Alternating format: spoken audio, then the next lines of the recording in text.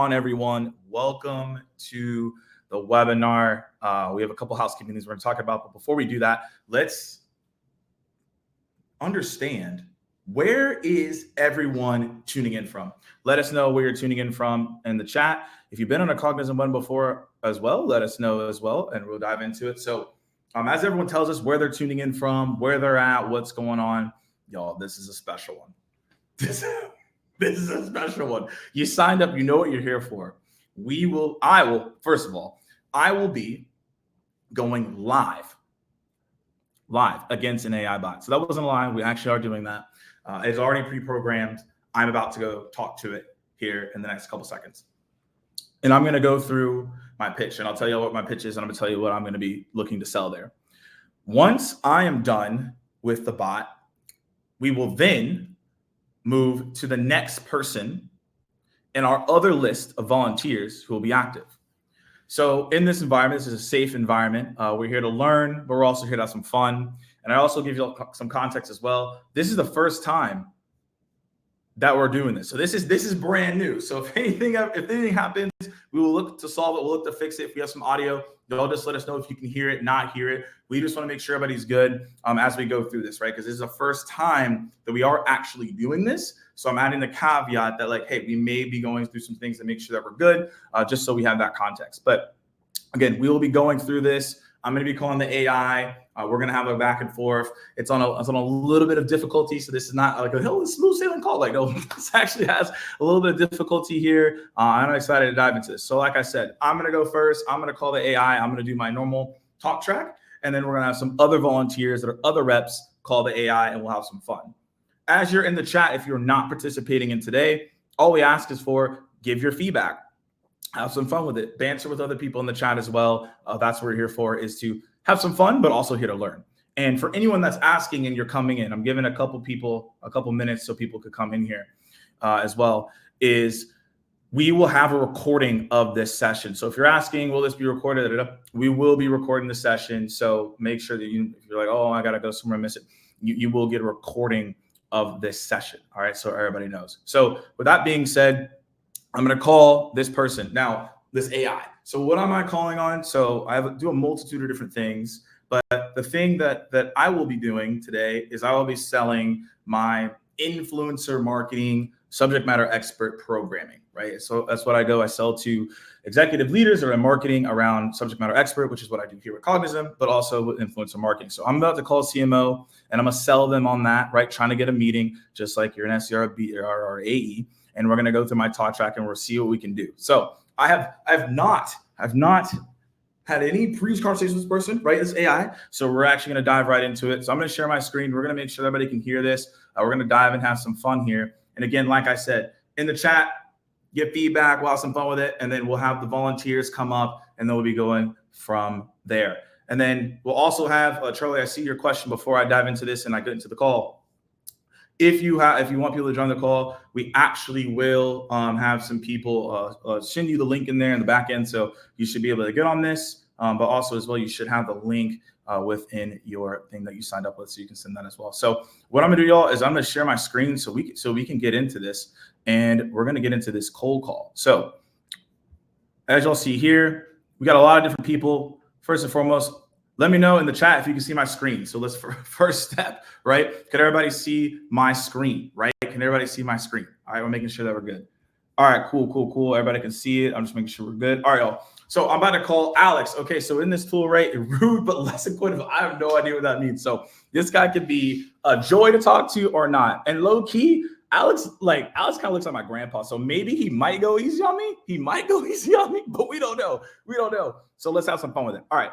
So what I'm going to do is I'm going to call this, make sure everybody can hear. So we're about to go into it here.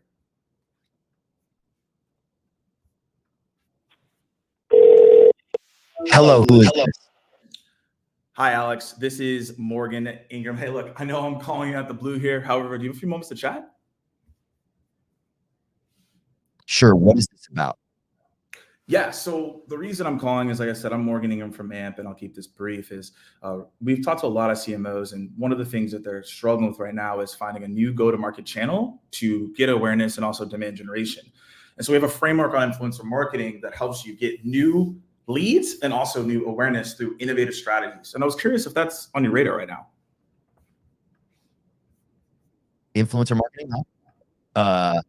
Well, it's not something we completely ignored, but I'm not sure it's our top priority right now. We've got a lot on our plate.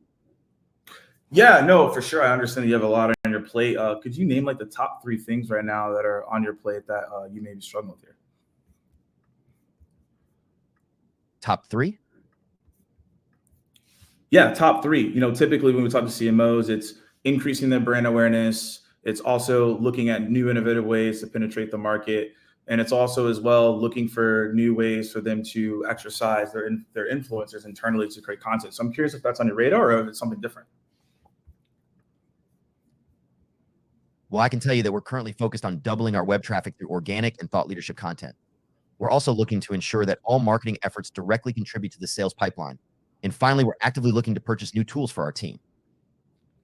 Yeah, no, that's fantastic. So in terms of looking for those new tools across the board, you know, again, one of the things that we're working on is getting those influencers into your content and then doing it in innovative ways. So we've done it through virtual events, we've done it through event activations that actually increase the new ways that people have actually gotten access to that information. So look, sounds like there's a couple of things you're exploring. If you're open, maybe next Tuesday at 2 to talk a little bit more about this, because it sounds like this is something that is currently on your radar.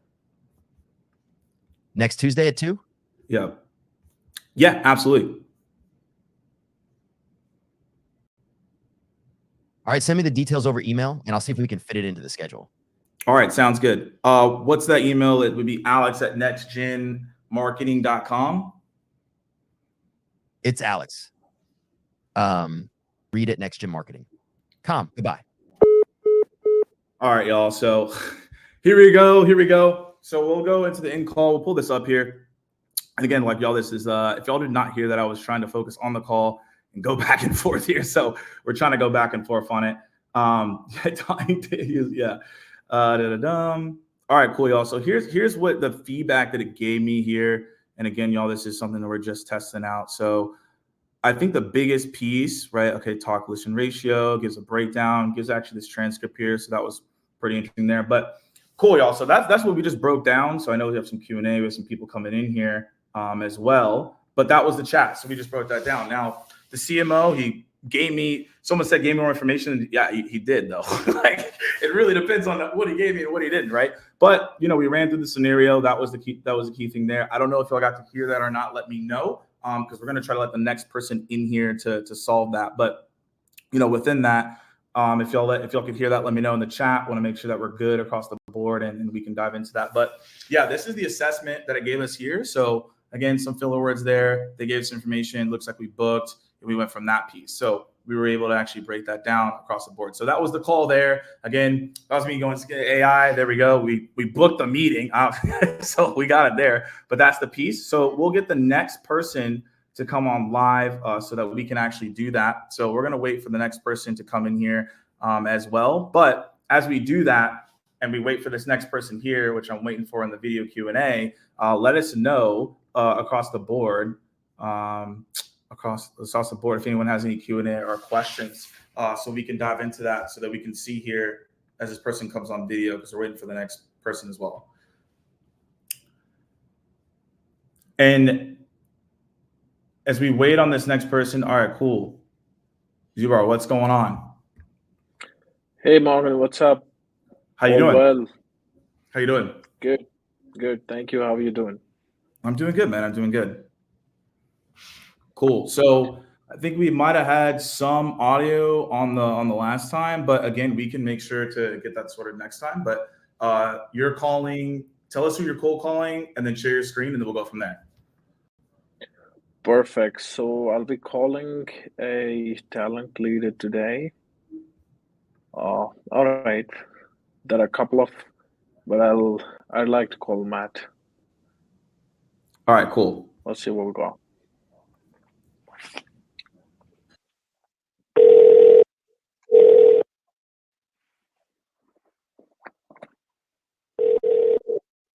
Hello, who is this? That isn't Matt, is that? I'm sorry, could you please clarify your question? I didn't understand. Is that Matt? Yes, you've reached Matt Reynolds. How are you doing today? Absolutely fine, Matt. Thank you for asking. Matt, I'll be super honest with you. This is basically a cold call. Would you like to hang up or let me have 30 seconds? All right, you have 30 seconds. Go ahead. Great. Mac, I typically get invited by ambitious talent leaders like yourself who struggle to get access to global talent, or even if they get, managing and paying them compliantly seems like a challenge. Words like multi control payroll, misclassification risk, entity setup, currency exchange, mobility, and compliance. Something HR leaders don't want to be trapped in. At this point of time, I have a feeling you'll say none of those problems exist and wish me my way. Well, your feeling is exactly spot on. While I wouldn't term it as a struggle, I would say that as an organization with a global footprint, there's a certain level of complexity in managing talent globally. But I should note that we're pretty good at what we do. We've adopted a strategic approach and have efficient processes in place. So to say these are problems wouldn't really be accurate. Can you provide some more specifics on what you have to offer? God. Uh, Matt, I'm calling from Deal, which is a global HR and compliance platform, which helps you simplifying global HR and compliance. Basically, we let you hire people anywhere, anyone, manage them compliantly under one dashboard, and you can run multi-country payrolls without having to stress about local payrolls each and every country. This being said, we keep compliances in check and local laws in place so that you don't have to worry about them.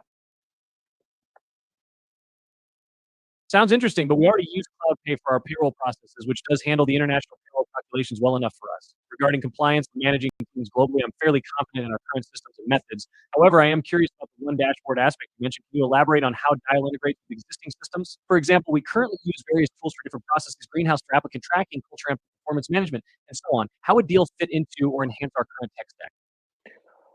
Matt, we are already integrated with all these platforms that you just say, and with that, we also integrate every country's payroll into just one, thereby simplifying and unifying each and every country's payroll with HRIS as well. Thereby, you get to manage your teams, pay them accurately and on time, and stay compliant on top on local laws and compliance. I would love to tell you more about this if you have some time on Tuesday, 3 p.m. How does that sound? That's a compelling feature, integration and streamlining everything into one dashboard. However, I'm fairly tied up with the year-end tasks and my schedule is quite packed. I'm hesitant to commit to a full meeting without more information. How about you send me an email with some detailed information on integration specifics, compliance management, and a case study, if possible, of a company similar to ours? Once I've had a chance to review that, I might be in a better position to see if a meeting could be beneficial. Can you do that? I would love to, Matt, but to my experience, whenever I send an email, it raises more questions than it answers. That's why I was persistent on getting a meeting and discussing this in detail. How about that one? I understand your perspective, but given my current workload and the need to ensure that any new tools seamlessly integrate with our existing systems, I would really prefer to review the information via email first. This will help me to ask more precise questions during the meeting and make the conversation more productive. Can you please send the information over to me via email at matt.reynolds@globaltechsolutions.com? Let's keep the conversation going that way for now. Perfect. Matt, can I ask you one last question before I let you go? Sure, what's your question? Matt, what would be the top three things on your list, or maybe priorities, that you would want me to address in that specific email that I'm supposed to send you? 1, integration specifics, how Dial integrates with our current systems such as CloudPay, Greenhouse, and Culture Amp and XAMPP without causing disruptions or requiring extensive overhauls. 2, compliance management, how Dial ensures compliance with local employment laws and regulations across different countries, especially considering we have employees distributed across 5 continents. 3, implementation and support details on the implementation process, including timeframes and support available to ease the transition, and how Dial addresses data migration challenges and the learning curve for our HR staff and employees. These areas will help me understand how Deal could potentially fit with our current operations and address our needs more effectively. Perfect, Matt. I got the details. Looking forward to sending you an email as well and catching you up on a meeting probably next week somewhere. Sounds like a plan. Thanks, I'll Matt. look forward to your Goodbye. email and reviewing the information. Goodbye. All right, so it ended right there. So how'd you feel about the call? I felt good. I mean, basically, I've just started a deal, and it's been like 11, 12 days. I have been cold 11, called. 12 days is your first time as an SDR, or like you've been an SDR before? Yeah. No, I've been an SDR before. I used to work for Congrats. a company that sells logistics tech. But here at Deal, it's been like 11, 12 days. I've not even started calling people, so this was just the first one that I tried. Hey, well, congrats. I mean, I'll give you a round of applause for that. So let's give him a round of applause. Congratulations on that. So any feedback you would give yourself, or also as well, like in the chat, if you want to give him feedback, let us know before we bring on the next person here.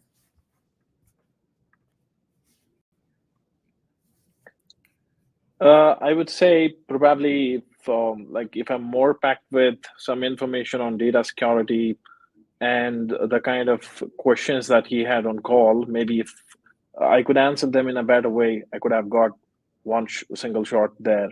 Could have booked him on call. But yeah, anyways, sounds like a plan. Maybe 2 weeks down the line, we'll have him on call after sending the details. Yeah, I think one thing that we have in here is the follow-up question about what's included in the email. I like that as well. I think that was absolutely key. Another thing as well is asking them what subject line they would prefer. That's another key thing as well, right? So that they actually do reply to the email. Another piece to do that pattern up. I think overall it was a great call, right? Advanced to where you needed to go, and appreciate you hopping on. Thank you, Morgan. You're welcome. All right, y'all. So we're gonna wait for the next person here. Again, if on the different pieces that we're doing here. Again, this is new, like I told y'all, so new territory. But we're doing, trying to have some fun here and also learn at the same time. But as we find for the next person that's gonna come in here, we have a couple things that are happening. So people have some questions. I believe we're gonna get this next person in here that's gonna do the call. So give me all 2 seconds here, and we'll get this person in here in a minute.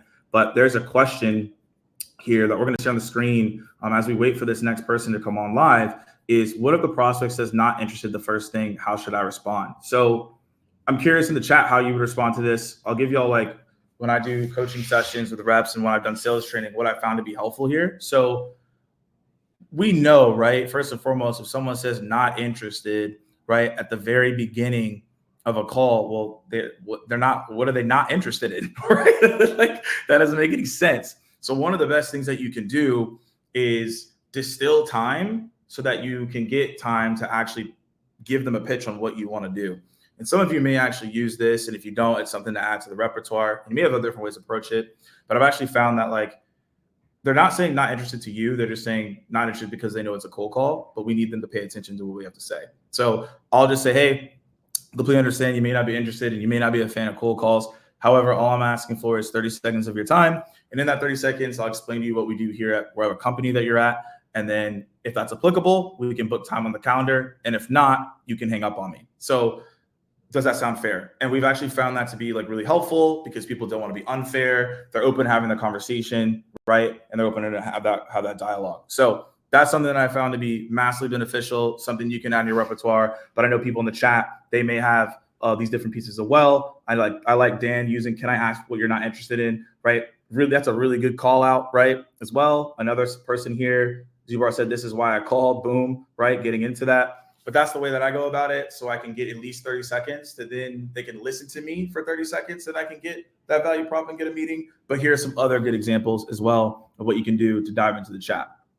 So again, we're still waiting for the next person, the next volunteer. But if y'all have questions, throw them in the Q&A so that we can continuously answer them here. But one of the things is that we're on the last call is always have the perseverance and the pace. I think that's another thing that we learned on this call as well, is, like, how do you continuously have the perseverance? How do you have the right pace? Like, how do you put yourself in the right mindset? I think that's what we saw last time, and that went extremely well, right? So for all of you listening in, it's like, all right, cool, great. How can we have that pace? How can we make sure we're going, right? So that was a really good example of perseverance, having the right pace, having the right different pieces, right, across the board, right? So I think they did a really good job on that. And so that's a really another thing that Zubar did there that everyone can pay attention to.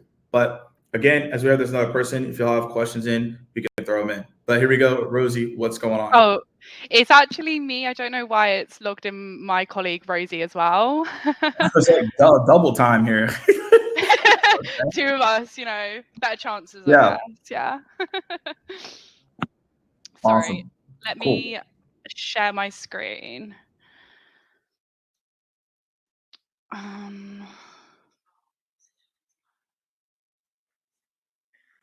Is that working? We can all see it, so we're good to go. Cool.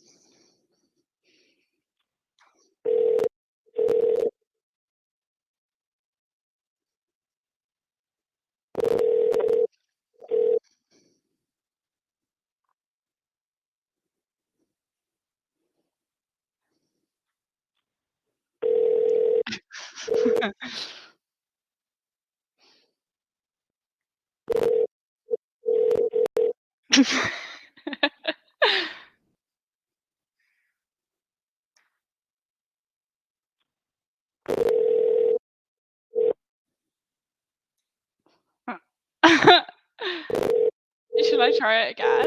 Yeah, try it again. Try it again.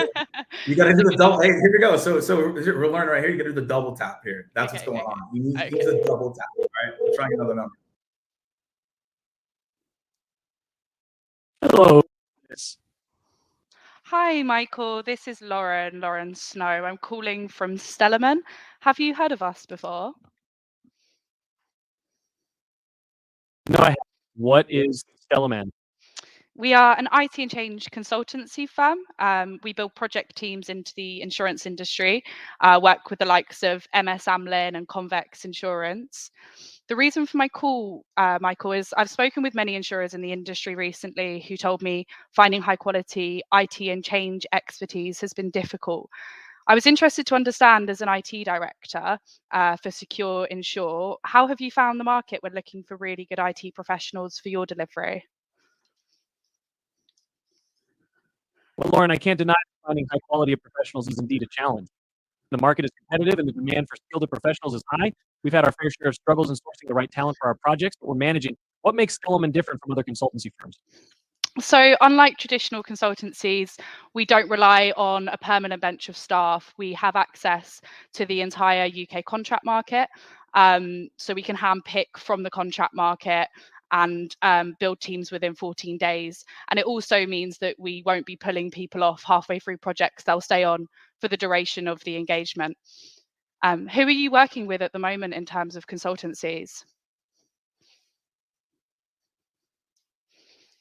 We've been working with a couple of the big four consultancies. However, I've been feeling that they're not delivering the quality of exchange resources we need. The lead time to source professionals from them has been unacceptably long. So I'm open to exploring other options. But I must say, I'm a bit skeptical. I've heard similar promises before. How can I be sure that Stellarman can deliver what it claims? Yeah, of course, I appreciate that. So, I mean, we've specialized in insurance for the past 15 years. We work with some reputable insurers in the industry. For example, at Convex, we work alongside a Big Four consultancy, and we have over 100 associates on site there at the moment. It would be great to have a proper introduction to better understand your business plans for the year, and introduce our model in more detail. Would you have some time next week to chat?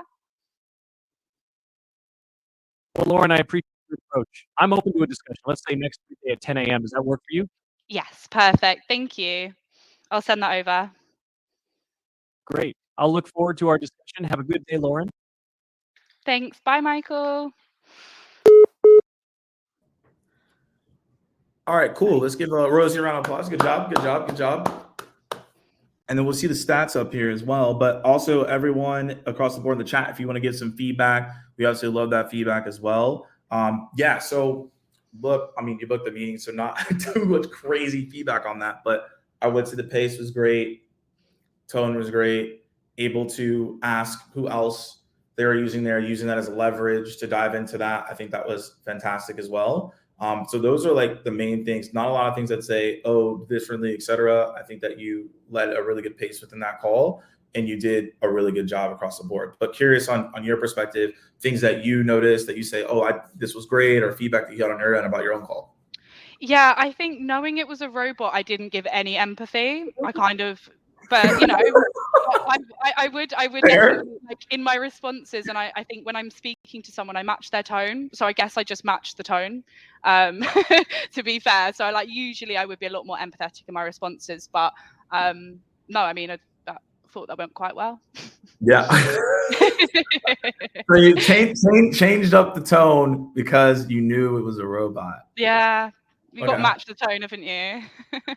Someone said the British accent sure helps. Well, we don't know. It's AI. I don't mean, maybe it doesn't even recognize it. We don't know. Yeah. So we don't know if it helped or not. Could be different. Yeah, don't take away my win. Yeah. Thank you. Cool. Thank you, Rose. Thanks for coming on. Bye. All right, y'all. So what we're looking at here is we have about 15 minutes left here. That was a really good call. Shout out to Rosie coming on and doing that for us. As we have about like 15 minutes left, if you'll have any more additional questions, we'll go to the Q&A as well. And what I'm going to drop in here is what is the tool that we're using today? So we're using Hyperbound. And if you're like, okay, well, I want to test it out, or you can go across the board and go on like hard mode. But if you want to go on a hard mode, right, you want to be able to do that here. So here's the Hyperbound piece, and you can go into that. And if you want to dive into that tool, you want to learn different stuff, you can absolutely go in there. There's the easy mode, there's the hard mode, there's all these different things that you can do and across the board. And so shout out to Lauren coming on there, doing that call. Shout out to Zubar coming on, doing that call as well, and learned a lot during those different pieces and in learning how to navigate those calls. So as we have about 15 minutes left, if anyone has any questions, throw it in the Q&A. This portion we'll dive into maybe some questions you had on calls or objections you have. Definitely can dive into that. And so that's what we're going to be diving into for the rest of this piece here as well. So if anyone has questions, dive in here. I see a couple that we have, and so we'll do into that. What if the prospect says, I'm doing this in-house? The first thing, how should I respond? I'm selling nearshoring IT services. Okay, cool. So for everyone else, if you want to have an answer to this, put it in the chat. It'd be fantastic. But in terms of doing it in-house, the thing that I've seen to be helpful is, first and foremost, getting an understanding of, do they actually like that thing? So we call it like and improve is the framework here. So if a prospect's like, hey, I'm doing this in-house, you would ask them like, hey, like, what do you like about it, right? You could directly call that out. And the reason that you want to ask someone if they like something is because it doesn't make them feel like you're like attacking them, right? Because you don't want to do that. You don't want to make them feel like you're attacking them and saying, why are you doing it in-house? They're going to get very defensive. So I find that by asking people, hey, like, why do you like doing it in-house, right? And then they can respond back and say, oh, yeah, well, here's the reasons why. But then the next question is, how would you like to see that improved? So when you ask people, how would you like to see that improve? Ultimately, what that ends up happening is they're able to say, oh, here are the couple things that we see that could be improved, where then ultimately whatever your answer is could actually help them across the board, right? So that's what I would say there. Like, improve. I typically use that framework. There's probably other people you would use different frameworks, but I found that for the people I've coached and also what I've done myself, that's been a really good answer to understand like what's going on there, because you want to get an understanding of what they like about it. They might even tell you how they're going about it. And then when you figure out that improvement points, that's where whatever your service is, you can fill in those gaps, and then they're more open to hearing what the service is there. So that's the key component, and that's can help you along that way. So that's what I found to be helpful as well. Couple other things in here. You could also ask why in-house was chosen the path.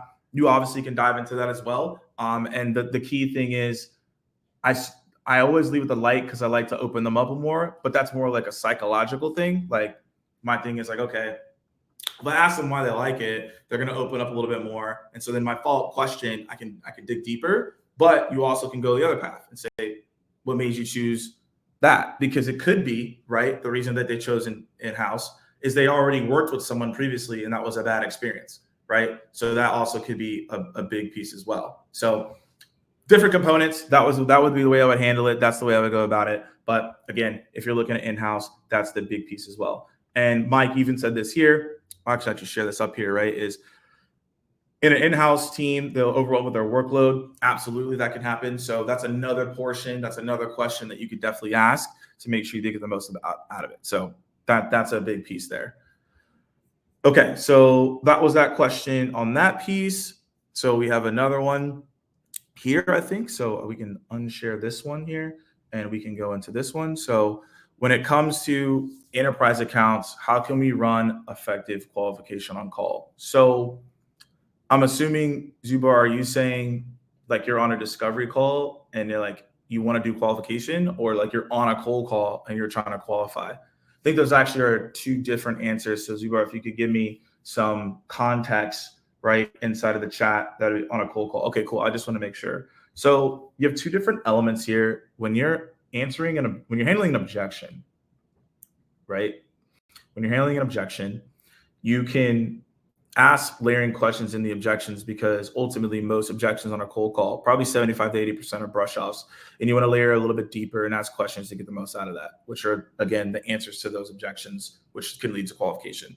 So when you're looking at enterprise accounts and running it on a cold call, I always say, figure out what your go-to questions are that you know your account executive or your sales team would appreciate if you asked. That's like first and foremost. So if I can figure out what questions I should ask to then get the answers that I ultimately am looking for, that's the best way that I can run these qualification on these enterprise accounts. Another thing that you can do is, we saw examples of different cold calls today. At the end of the call, you can always say, hey, before we hang up the phone here, real quick, I want to make sure that you're prepared for the next meeting.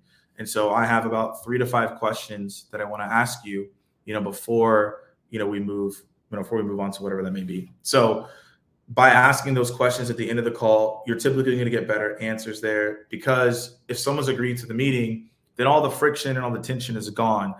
And then at the end of that, you can then ask the certain questions that then allows you to have better qualification. Ultimately, at the end of the day, Zubar, as we know, each cold call, as we heard today, is going to be different. So it's hard to get a subset time to do the qualification that you would want to. So I always say at the end of the call, that's probably the best bet to ask those questions to move you in the right direction. Or if you're in the objection handling phase, this is a really good time to ask questions to further qualify. So that's also how I'd go about it as well.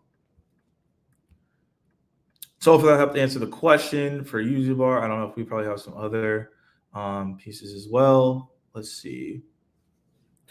Yeah, Tiffany, I mean, we'll share this too. Like that's what I'm talking about, is that like you want to have some go-to questions that are related to this, right? So I would say every single seller here should have, okay, what are my like 3 to 5 go-to questions for personas? What are my 3 to 5 go-to questions for industry, right? So once you have that prepared, right, it's going to be easier for you to come into those conversations.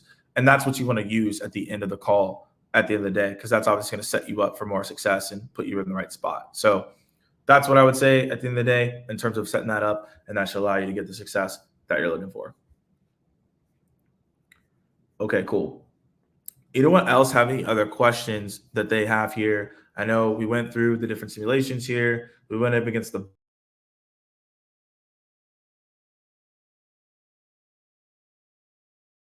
Okay, so let's see if anyone has any questions or comments on anything else here. And I will say, if we go back to even the qualification point, another key thing is listening to other people's calls and figure out how they're actually getting the most out of that. So that's another huge benefit that you can have as well, right? Is setting yourself up, having the right qualification, having the right people in play, right? And doing that in that way. So make sure you have the go-to questions, but also understanding when you have those certain personas, who do you want to get in front of? How do you want to get in front of them? That's like another thing as well that you can do and take exercise on. So we've seen success in that as well. Let's see. Is there a sweet spot how long a call should be? This actually is a really good question. So approximately, cold call should be like honestly, like probably 2 to 3 minutes most cold calls are. But again, in me saying that, we all know that cold calls are going to be completely different across the board, depending on who you're selling to and depending what industry you're looking to get in front of. So optimally, you're probably looking at 2 to 4 minutes for the most part. You're probably not going to go over that. If you are, you might be doing some qualification, some back and forth, but that's typically what you'd want to do. Timo, that I mean, that is true. It's either going to be 1 second because they hang up on you, 20 seconds because they don't care, 2 or 7 because you're going back and forth with objection lending, right? But Julian, you're right. Like I said, 2-3 minutes, like I just said, that's your typical. 4, depending on what you're selling, it could be a little bit longer because you have some qualification. But that's the optimal range you should be in. As I always told my reps and when I coach people, like you're looking to schedule the meeting. You aren't looking for, you're not getting graded and paid on talk time, right? You're just looking to schedule the meeting. So that's all you're looking for at the end of the day. And so if you can get that sorted and you can get that coordinated, then you're going to be in a really good spot. So that's ultimately what I would say there. But Timo, you're not wrong. You're really not wrong. Cool, y'all. Let's see if we have any other questions that are layered in here. We probably have time for, let's see here. Michael, that's interesting. Grades on talk time. Very interesting. Yeah, if anyone has any additional questions, we have about like 10 minutes left here. If people want to dive into it as well. I know we probably have some people who have some stuff here. All right. Okay, cool. I didn't mean to share that one. So how to continue with the call when they said, or you're an SDR, do you tell the prospect as they know you just want to book the meeting? No, I've never done that. I don't know, has anyone else done that? Just say, hey, like, I just want to book a meeting. No, I've never directly said that. I said, hey, I'm just literally here to book the meeting. I've never done that. I don't know if anyone else has done that and seen success in that. Like, let us know in the chat. But no, I have personally never done that. And so I can't give you insight or advice on that one. I personally just try to find out, is there a legitimate need? Can I unpack it with questions and things of that nature? All the stuff that we did and learned today, that's like what I'm really focused on. I've never said, hey, I'm an SDR, let's book, right? I've never done that. I've never done that portion. But again, so yeah, try on the bot, see how it goes. Exactly. Go try on the bot, see what happens, right? That's the piece as well. So I guess if you can try it out, that's what I would say. A/B test it. Let's see. All right, we got some more questions coming in here. Let me go back to the other one that was put up here on stage. So we'll make sure we can answer the questions that we have. How to continue the call when they said I'm in a meeting now. So this one's really interesting. So I have an answer. If you want to use it, great. If not, it's what it is. Most people, I would say, most people, they are not in a meeting. This is a great way to get out of a call. But I'm not going to say that all people are not in the meeting. Most people are in the meeting, and then some people maybe. There's different ways you can position this and frame it. I have one example that's a little bit out there, to be fair. I'm not saying everyone needs to use it. If other people use it, it works for them. But I'm not saying you need to use it. It's depending on the region you're in and what you want to do. And then there's another one that, at the end of the day that you can use if you're just hey, I don't like that one. So let's talk about the one that I personally use from time to time or I've coached other people on. So I will just call it out and say, oh, you're in a meeting? Okay, great. Yeah, I'm actually in a meeting right now. I'm here with my manager, and here's the research we've done on your account, and here's the research. Who's the reason for the call? So basically, if they're in a meeting, I'll basically be I'm in a meeting, and then we say, here's the reason for the call, here's what we need to do, and here's how we need to go about it. That's the way I approach it. Not everyone's going to do that, to be fair. But I say, hey, I'm in a meeting. Cool. Here's the reason for the call. Here, we're going to go into it. That's the play that I make there. Now, the other play that you could make is if they are in a meeting, you could just find another time to call them back or / send an email. So what we've seen is if you call somebody and if you don't really give a lot of information, they're not going to remember you. So you literally actually, right, could call them back at another time and they won't remember. Now, again, at the same point, will they pick up the phone again? They may not, but at least you have an opportunity. So another thing that I like to do here is just say, hey, look, I understand you're in a meeting right now. Typically, probably don't like to answer cold calls. I've actually found that I can follow up with you via email. And this may be actually a better opportunity for you to speak there than here. So what is a subject line that we both can agree to? So you can check out the email and I'll send you a quick email. Now, again, I still believe, and most of us here believe, that cold calling is the most controllable aspect of your day that can convert into a real opportunity, right? That's the premise. However, right, if they are not saying anything, you don't want to use the first one. If there's other ones that you want to use, fine. I always tell people revert to this email and you can still get engagement responses there. I'm not saying every single person is going to reply, because that isn't a thing. There's no silver bullets, right? But you will get a good portion where people will engage and they will reply back to you, which is the ultimate key. So those are the two ways I handle if I'm in a meeting right now to dispel it. But again, we have some good advice and insight here in the chat as well of what you can do. Yeah, I mean, a couple people saying that as well, like, right? So it's like, I try to book a meeting for a later time, right? We see a couple things. Should I call you afterwards? Like, that's another way you can absolutely do that, is getting them later. I like to say, hey, cool, I'm in a meeting, let's go. But you can also get them later at another point, right? And so that's like another key around it. So it depends on your style, it depends on your tone, depends on your region as well. And if you understand the style, the tone, and the region, it allows you to be successful there across the board. So there's a piece on that. What are your thoughts on someone starting the call with, this is a cold call? All right. This one. Okay, so you got two different lens. You got two different lens here. And so you'll notice in all these examples, I give two different ways on how you can go about this, right? And so I was gonna say fall on the sword. So yeah, again, it depends on how you want to go about this. Like, there's a direct way, and then there's another way that you can go about this. So let's give the two ways and let's get into it. So number one is, someone says, hey, look, is this a cold call?